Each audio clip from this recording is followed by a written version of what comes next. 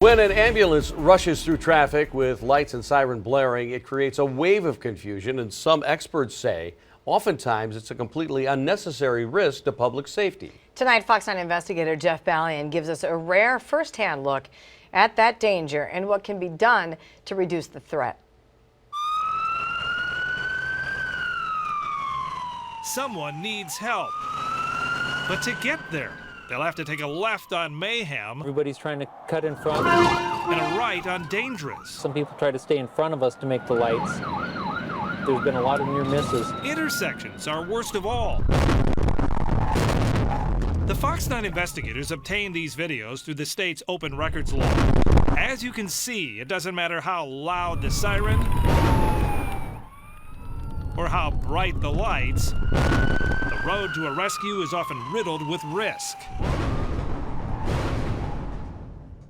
These are the stakes every time an ambulance, a squad car, a fire truck goes hot to a call. I was going to church. Deb Klanowski never made it to Mass that Sunday, almost didn't make it at all. And they told us at that point that she was bleeding to death.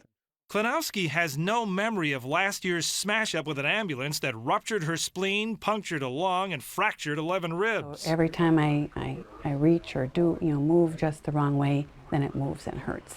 There are hundreds of medical calls every day in the metro.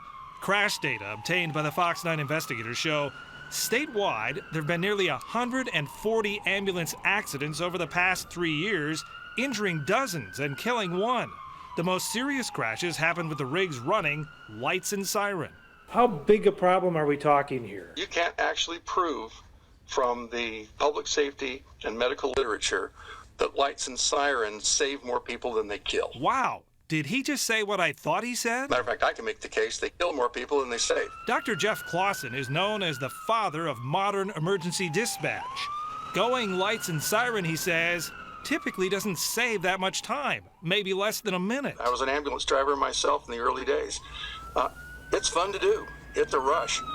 The trouble is it only really contributes to the outcome of the patient in a very small percentage of cases. The vast majority of 911 medical calls, says Clausen, aren't time-sensitive emergencies. Consider these numbers just in Hennepin County. In 2011, ambulances went lights and siren on 81,000 calls. Of those, only about 7% then used lights and siren transporting the patient to the hospital, raising the question, were those other 75,000 responses excessive?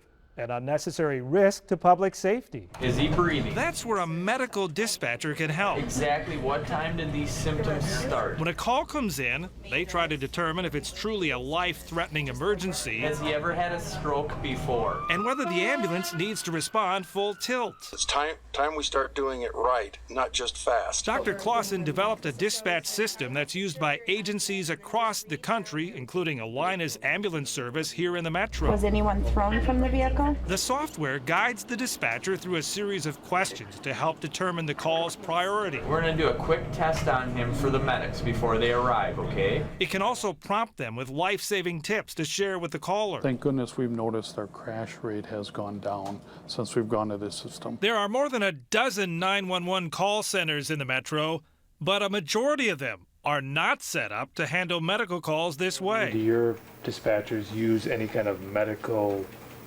triage software when they take a call? No, they don't. We basically rely on our ambulance service to do the triage. In many cities in the metro, when you call 911 for a medical emergency, they'll immediately send a squad car or fire truck to the scene.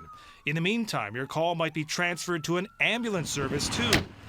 Those dispatchers are better equipped to decide if a lights and siren response is necessary, but by then, those other emergency vehicles may be on their way. Once we triage the call, we'll slow our ambulance down, and we also slow down the first responders. Hennepin County is pushing for greater coordination between 911 call centers and EMS providers. The thinking is if they all shared a standard approach in dealing with medical calls, they could reduce the number of over-responses and lower the risk to the public. Because of the accident, I have not been able to get behind the wheel. The fewer calls that go lights and siren, the less likely this can happen. I'm Fox 9 investigator Jeff Ballion. In Dr. Clausen's hometown of Salt Lake City, the fire department no longer responds lights and siren to most car accidents unless they were high-speed crashes. They found it was safer that way and didn't compromise anyone's life. See if it changes around here. Yeah.